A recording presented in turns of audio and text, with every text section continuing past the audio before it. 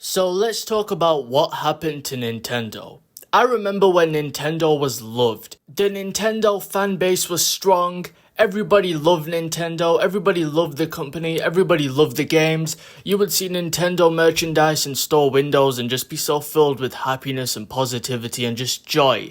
But now I look at what they are selling me and it is cardboard for $70 and I can't help but think to myself, is this the company that I really love? There is a big comparison that is going around between Nintendo and Disney, and people are basically saying that Nintendo are essentially the Disney of video games, and I feel that.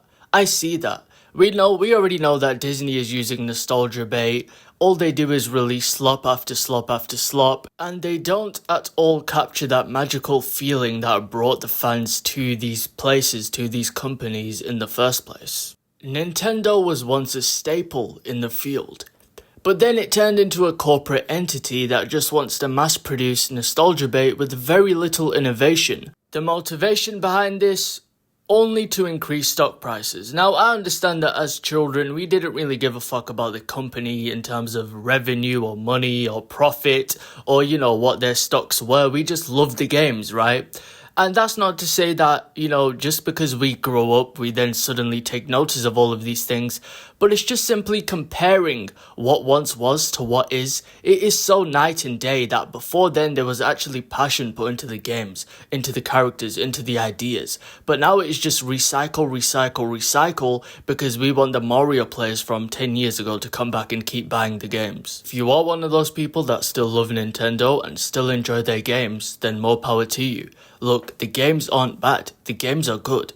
They're safe. But the problem is in an ever-growing and ever-expanding market, if you don't adapt to customer needs, if you don't constantly show customers new things, you are going to receive criticism.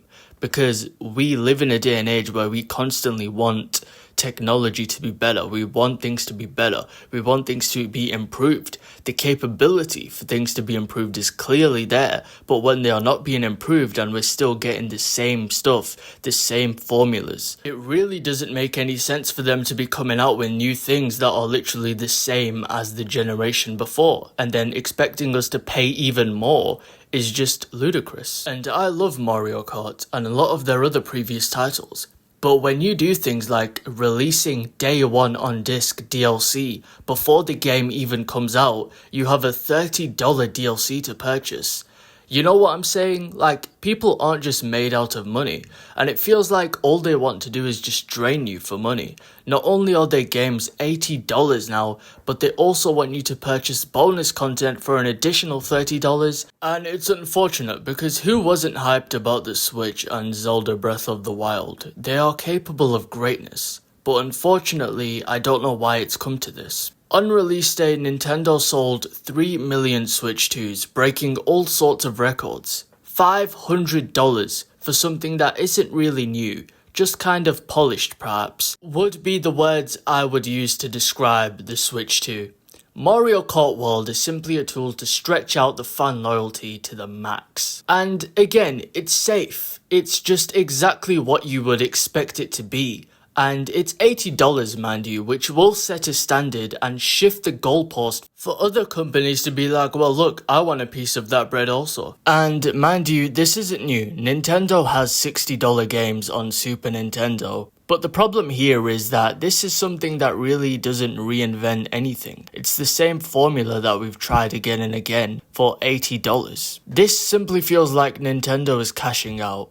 I love Nintendo, but $80 for a game that is basically the same as the previous titles is an issue. If you compare the Switch 2 release titles to the Switch 1 or even the GameCube, it's a pretty weak release. The Super Nintendo, for example, at the time was cutting edge for graphics.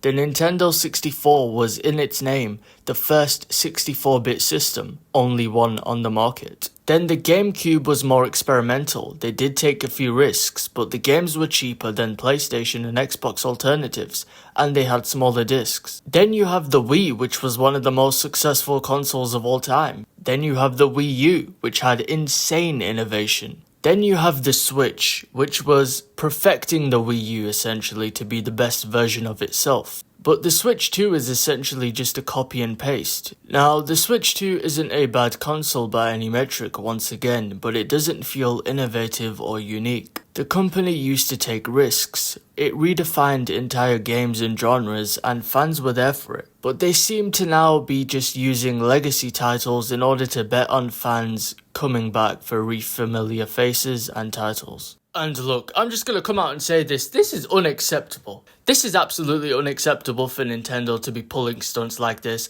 with the billions and billions that Nintendo most likely have. You guys are out here making the same game over and over again. Like, is this a joke? Am I a joke to you, Nintendo? Seriously. Do I look like a joke to you? I am not trying to sit here and play Mario Kart World, Mario Kart World 2, Mario Kart Mars, Mario Kart Jupiter, Mario Dies. Like, I do not want to do that. I want something new. I want something brand new. I mean, the Mario Kart world is literally being overtaken by Sonic Racing Cross Worlds right now. Everybody is moving to that game because it's actually arcade fun. It's arcade chaos.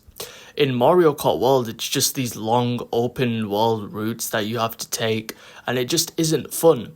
With Sonic Racing Cross Worlds, the game is just packed with fun, which is what I play games for, right? I don't play games for the sake of, oh look, it's a Mario, let me just play this game. I actually want the gameplay and the user experience to be improved, innovated, new, unique. That's why we buy new games. But it seems that Nintendo just want to use the clout that Mario or some of their other titles or their brand have in general to just keep pushing the same stuff. Nintendo needs to find a way to make these games extremely fun again by adding new and unique twists and spins to each one of their titles, or even just come out with brand new titles. Take a risk. Because when you do things like this, when you just repackage and repackage and repackage, you're going to lose consumers, you're going to lose the fandom, and people just are not going to return to buy your games, right? Because public image matters. Like, if you look at Spider-Man 2, for instance, there really wasn't a whole lot of innovation with that game, and what happened? They did not win a single award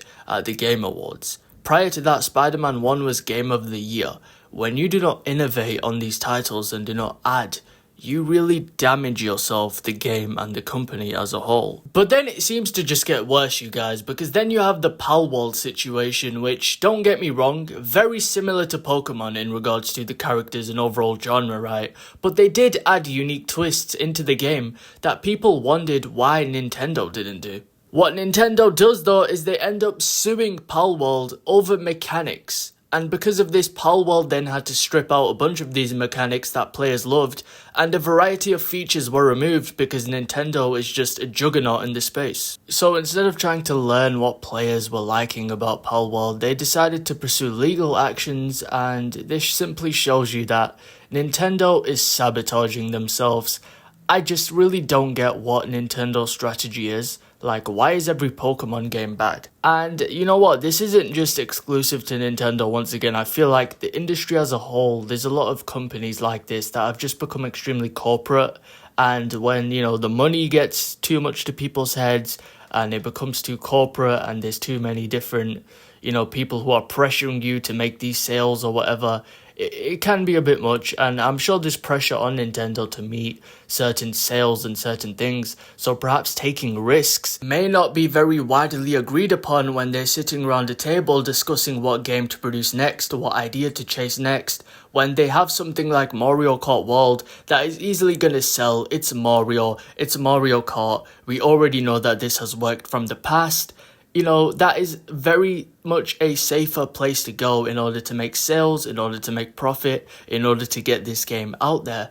But the thing is, you know, fans eventually are going to grow tired of this shit. And definitely in the future, you're going to see a slip of Mario Kart players. I mean, you're already seeing a dip in Mario Kart World for people quitting the game in order to go to Sonic. So, you know, the next Mario Kart they release, there's going to be an even bigger dip to the point where, you know, they end up just killing the franchise and killing the game altogether. The solution to this is Nintendo needs to go out on a whim and just absolutely take over the market by storm once again with completely new, brand new, fresh, innovative ideas, perhaps learning from other places, learning from companies, taking in feedback from the fans of Nintendo, and like that you're going to see Nintendo skyrocket back to the glory, back to the magical feeling that it all gave us when we sat there with our Nintendo 3DSs, playing these great games with these great characters that we all cherish and appreciate.